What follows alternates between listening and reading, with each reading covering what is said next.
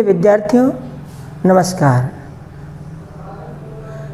Saket public school and fun channel में कक्षा 8 के सभी विद्यार्थियों का स्वागत। मैं एसपी सिंह आज कक्षा 8 की संस्कृत का पहला पाठ सुभाषतान पढ़ाने जा रहा हूँ।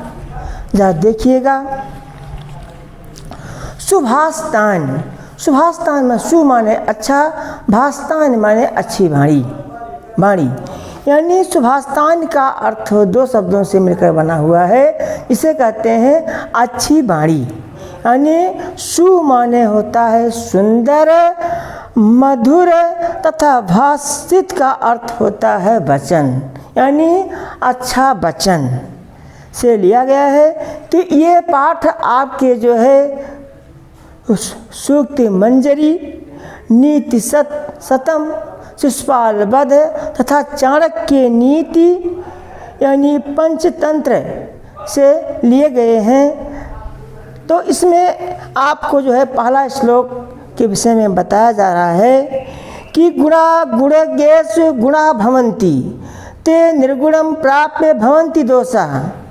यानी गुणज्ञेष माने गुणियों, जो अच्छे गुण वाले होते हैं, गुणियों में गुण होते हैं, जो अच्छे गुण वाले होते हैं, गुणी होते हैं, उनमें अच्छे गुण पाए जाते हैं। भवन्ति माने होते हैं। ते निर्गुणम, जो जिनके पास गुण नहीं होते हैं, निर्गुण होते हैं, दुष्ट होते हैं, प्राप्य भवन्ति दोषा, उनमें दोष होते हैं। जो अच्छे व्यक्ति होते हैं, गुण होते हैं, वे अच्छे मनुष्यों में अच्छे गुण पाए जाते हैं, और जो निर्गुणी होते हैं उनमें प्रायः दोष होते हैं। जैसे सुस्वादु तोया माने जो पानी पीने योग्य होता है। प्रभवन्ति नद्या माने नदी में बहता है। वो पानी जो पानी पीने योग्य होता है, वो पानी नदियों में बहता है। समुद्र में सात भवंत पेया, और वह नदी का पानी जब जा कर के समुद्र में मिल जाता है तो पीने योग्य नहीं रहता है। तो कहने का आशय यह होता है कि अच्छे मनुष्यों में अच्छे गुण होते हैं, जब निर्गुणों के पास पहुंच जाते हैं तो इनमें दुर्गुण आ जाता है। अब आगे देखिएगा। दूसरा श्लोक चाणक्य नीति से लिया गया है। इसमें बताया गया है कि साहित्य संगीत कला विहीना साक्षात पशु पुक्ष विषाण विहीना तृणम ना खादात जीव माना तद्भाग्यम परम पशूनाम। तो प्रस्तुत श्लोक में साहित्य संगीत कला से हीन व्यक्ति, जिनमें जो है ना तो साहित्य का ज्ञान है, ना कोई संगीत का ज्ञान है, कला से विहीन है, ऐसे व्यक्ति साक्षात पशु, ऐसे व्यक्ति पशु के समान होते हैं। वो पशु कैसे होते हैं? क्योंकि उनमें बिना सींग पूँछ वाले होते हैं, यानी बिना सींग पूँछ वाले पशु के समान होते हैं। तृणम ना खाद अपी, वो तृण को ना खाते हुए जीव माने जिंदा रहते हैं। जिस तरह से मनुष्य जो पशु होते हैं तृण को खाते रहते हैं, और वह तृण को ना खाते हुए जो है जिंदा रहते हैं। यानी इस कहने का मतलब यह है कि वह व्यक्ति जो संगीत कला अन्य कलाओं से एकदम विहीन होते हैं, उनमें कोई गुण नहीं होता है, ऐसे व्यक्ति बिना सींग पूँछ वाले पशु के समान होते हैं। वो तृण को ना खाते हुए भी जो है जीवित रहते हैं। यानी यहाँ तो जो है पशुओं का भाग प्रबल होता है, यानी जो है पशुओं को जो है भूखों मरना पड़ता है ना। अब आगे कहने का मतलब यह है कि मनुष्य को जीने के लिए कोई कला, कोई चीज़ें अवश्य होनी चाहिए। वही मनुष्यों का समाज में सम्मान रहता है, अन्यथा कुछ नहीं मिलता है। अगले श्लोक में आपको बताया गया है कि देखिए आप जानते हैं कि ये भी जो है चाणक्य नीति से ही लिया गया है।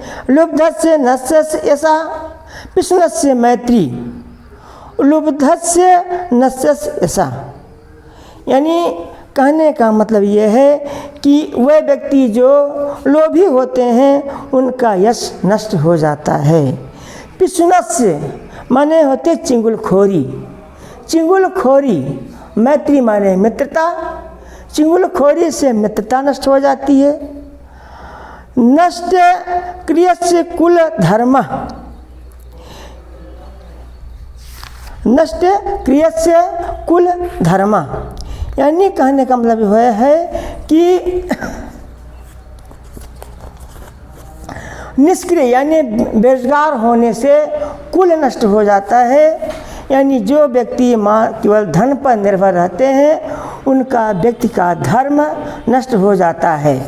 जो व्यक्ति जो केवल धन पर निर्भर रहते हैं उनका जो है धर्म नष्ट हो जाता है। ऐसे व्यक्ति विद्या फलम व्यसना नष्टि, वह व्यक्ति जो विद्वान होते हैं अगर उनको कोई व्यसन हो गया है तो विद्या नष्ट हो जाती है। कृपणस्य सौख्यम माने कंजूस व्यक्ति, सौख्यम माने मित्रता, कंजूस व्यक्तियों की मित्रता नष्ट हो जाती है। राज्यम प्रमत्त सचिव नराधिपस्य, यानी जो पागल मंत्री, सचिव माने मंत्री, प्रमत्त माने पागल, जो पागल मंत्री होता है, पागल मंत्री होने से राज्य नष्ट हो जाता है। तो कहने का मतलब ये है कि जो लोभी व्यक्ति होते हैं उनका यश नष्ट हो जाता है। चिंगुलखोर करने से जो है मित्रता नष्ट हो जाती है। निष्क्रिय यानी बेरोजगार होने से कुल नष्ट हो जाता है। केवल मात्र धन पर निर्भर रहने वाले व्यक्ति को धर्म और बुरी लत, जो बुरी लत में फंस जाते हैं उनका विद्या नष्ट हो जाती है। और जो लोभी व्यक्ति होते हैं उनका सुख और मित्रता नष्ट हो जाती है। एवं प्रमत्त यानी पागल व्यक्ति जो पागल मंत्री होने पर जो है उस राजा का राज्य नष्ट हो जाता है। तो कहने का मतलब ये है कि दुर्गुण व्यक्ति, ये सब बुरे व्यक्तियों में जो है इस तरह के लक्षण नहीं होने चाहिए, अन्यथा इंसान बुरा हो जाता है।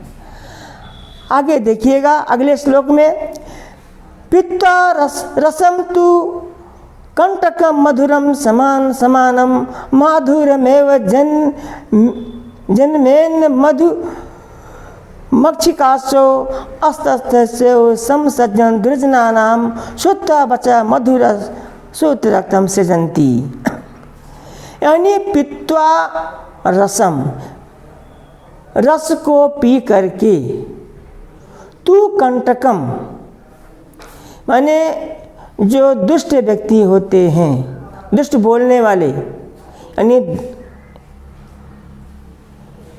कड़वे रस को, यानी देखा गया है कि पित्वा रसम माने अच्छे रस को पी करके जो दुष्ट व्यक्ति होते हैं, मधुरम सम्मानम, और वे जो है मीठे वचन को मीठे रस के समान मधुर हो जाते हैं। मधुरमेव जन्मेन मक्षिकाशो माने जन्मेन माने जनयते मधुकाक्षिका असो, मधुकाक्षिका प्लस असो, यानी मधुमक्खी पैदा करती है, निर्माण करती है।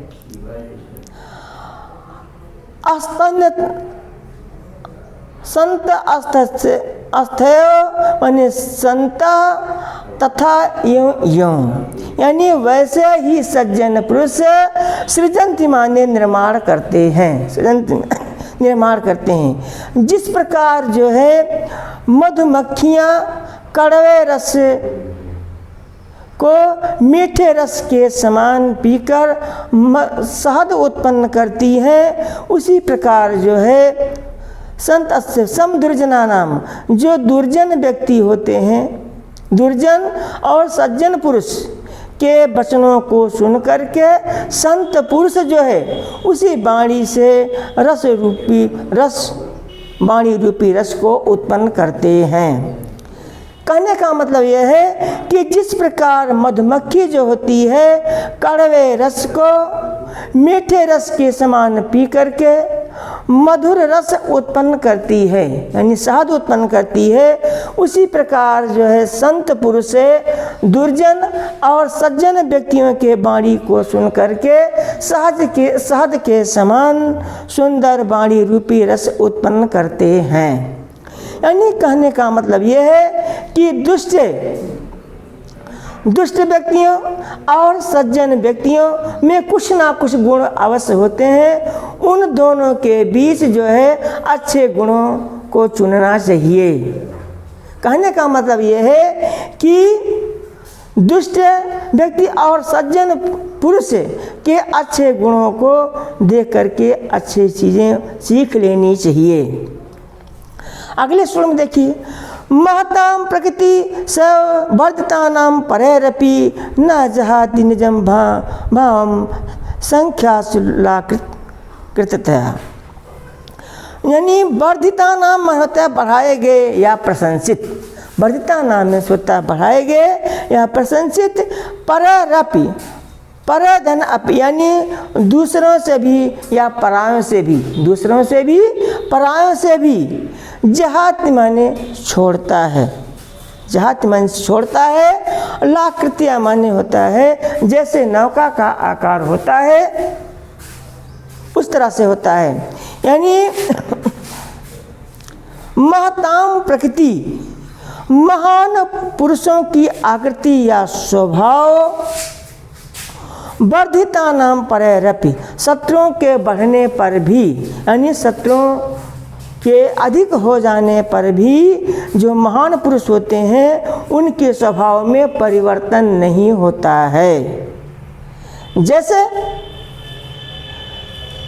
संख्याओं की आकृति, यानी जो है जिस तरह से नाव का आकार होता है कोई परिवर्तन नहीं होता है, उसी तरह से महान पुरुषों का स्वभाव जो है दुष्ट व्यक्तियों के स्वभाव से कोई परिवर्तन नहीं होता है। यानी अर्थात सज्जन पुरुष चाहे जिस परिस्थिति में हो उनके स्वभाव में कोई परिवर्तन नहीं होता है। अगले श्लोक में देखें, स्त्रियाणाम रोचमानायाम सर्वं तद रोचते कुलम तस्य त्वरोचमानायाम सर्वमेव न रोचते। माने स्त्री रोचमानायाम अच्छा लगने पर, सर्व माने सबको, तद रोचते कुलम वह कुल भी अच्छा लगता है, कुल को भी अच्छा लगता है। तस्याम रोचमानायाम, और सर्वमेव ना रोचते, उनके सब कुछ अच्छा न लगने पर कुछ भी अच्छा नहीं लगता है। यानी कहने का मतलब होता है कि स्त्री के अच्छी लगने पर सारा परिवार अच्छा लगता है। इसके विपरीत स्त्री के अच्छे ना लगने पर जो है सारा परिवार अच्छा नहीं लगता है। यानी कहने का मतलब होता है स्त्री के स्वभाव से जो है परिवार कुल अच्छा लगता है। तो फिर से देखिए एक बार, स्त्रियाणाम रोचमानायाम सर्वम तद रोचते कुलम, यानी स्त्रियों के अच्छा सुंदर लगने पर सर्वम तद रोचते कुलम, उसको कुल अच्छा लगता है।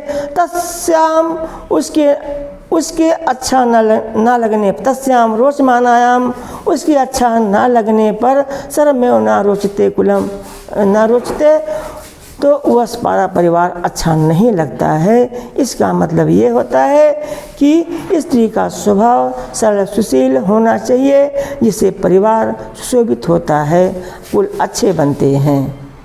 तो इसी के साथ मैं अगले चैप्टर में फिर दोबारा मिलूँगा, तब तक के लिए धन्यवाद।